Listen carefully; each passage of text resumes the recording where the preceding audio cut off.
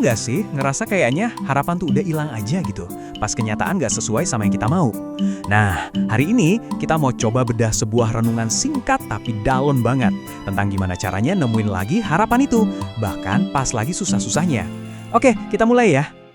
Kayaknya kita semua pernah deh ngalamin ini. Momen dimana apa yang kita harapkan tuh, boom, kayak nabrak tembok kenyataan. Nah, perasaan inilah yang jadi inti obrolan kita hari ini. Sebuah pergulatan yang ya manusiawi banget. Oke, biar lebih jelas, kita masuk ke bagian pertama. Renungan ini tuh ngajak kita buat hadapin satu pertanyaan penting di tengah kegelapan. Apa sih yang terjadi waktu keyakinan kita diuji sama keadaan? Teks renungannya dibuka dengan kalimat yang kuat banget ini. Ngena banget kan? Soalnya ini tuh ngingetin kita sama kebiasaan alami kita sebagai manusia. Kita sering banget ngukur kebaikan Tuhan cuma dari terpenuhi atau enggaknya mau kita. Kalau di dunia psikologi ya, ini mungkin bisa disebut disonansi kognitif. Tapi, renungan ini ngasih nama yang lebih personal, konflik harapan keadaan. Ini tuh, yaitu, pertarungan batin yang kejadian pas realita hidup kita rasanya kayak nusuk dari belakang gitu. Ngekhianatin semua harapan dan keyakinan kita. Terus gimana dong caranya biar kita bisa lihat kesulitan ini dari sudut pandang lain? Nah, bagian kedua ini nawarin perspektif yang bisa dibilang cukup radikal, yaitu nemuin tujuan di balik rasa sakit itu sendiri. Yuk, kita lihat gimana teks ini ngubah cara kita mandang kesedihan. Wah, ini kalimat yang nenangin banget ya. Air matamu tidak sia-sia. Pesan di baliknya tuh dalam banget.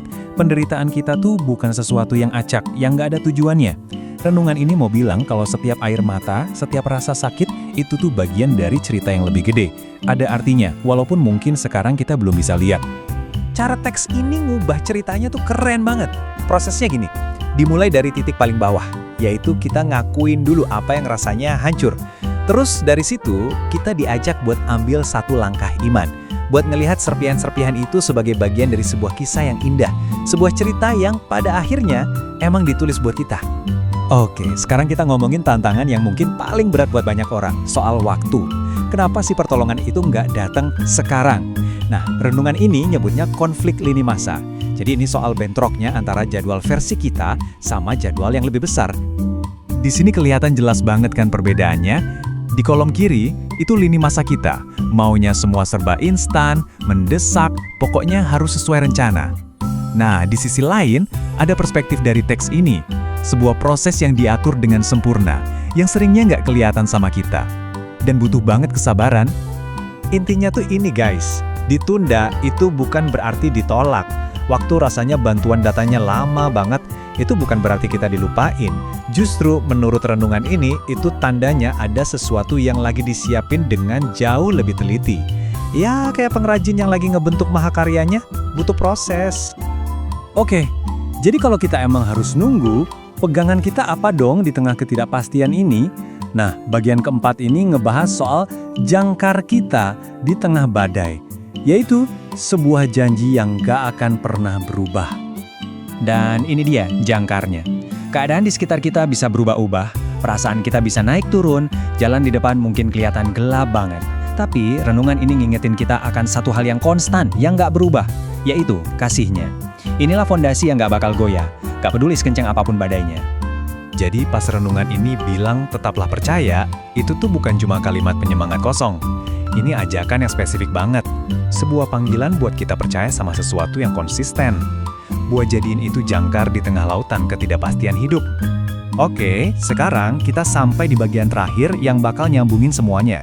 Pertanyaannya, dari mana sih semua ide-ide kuat ini datang? Ternyata, renungan ini tuh nggak berdiri sendiri. Dia punya akar, punya fondasi sumber harapan yang kuat banget. Nah, ini dia ayat puncaknya, dari Kitab Ratapan. Yang menarik, kitab ini kan isinya soal kesedihan dan penderitaan ya, tapi justru di tengah-tengah semua itu muncul janji ini. Seluruh renungan yang dari tadi kita bahas ternyata dibangun di atas kebenaran ini. Inilah sumber utama pesan harapannya. Dan disinilah kesimpulan paling pentingnya. Kuncinya ada di frasa bagi jiwa yang mencari dia. Kata mencari ini, wah ini mengubah total cara kita melihat harapan. Harapan itu ternyata bukan cuma nunggu pasif, tapi sebuah pencarian yang aktif, sebuah tindakan. Nah, ini ngebawa kita ke pertanyaan terakhir yang mau saya tinggalkan buat teman-teman renungkan. Kalau harapan itu adalah sebuah pencarian, bukan cuma penantian, kira-kira wujudnya seperti apa ya dalam hidup kita? Apa ya, satu hal kecil aja yang bisa berubah kalau kita mulai aktif mencari cahaya bahkan saat semuanya terasa gelap. Terima kasih sudah menyimak. Kali ini kita bedah singkat program studi teologi online dari AMI Indonesia. Jadi program ini tuh dirancang khusus buat Anda, entah itu pelayan Tuhan, aktivis gereja, atau jemaat biasa yang pengen banget memperdalam teologi tapi ya tanpa terikat waktu dan tempat.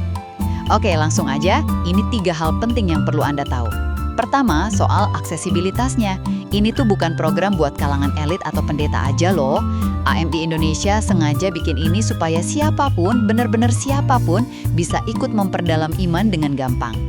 Kedua, dan nah ini bagian terbaiknya, Anda bisa cip-cipi materinya dulu. Coba deh cek kanal YouTube mereka, AMI Indonesia, di situ banyak banget pengajaran gratis. Jadi sebelum komit, Anda bisa lihat sendiri kualitasnya. Cerdas kan? Terakhir, pendaftarannya dibuat gampang banget. Kalau ada pertanyaan atau mau langsung daftar, Anda tinggal WhatsApp aja Pacemark atau Saur di nomor 0812 9896 1501. Nggak pakai libet. Intinya, ini adalah program teologi online yang aksesibel, transparan, dan sangat memudahkan calon pesertanya.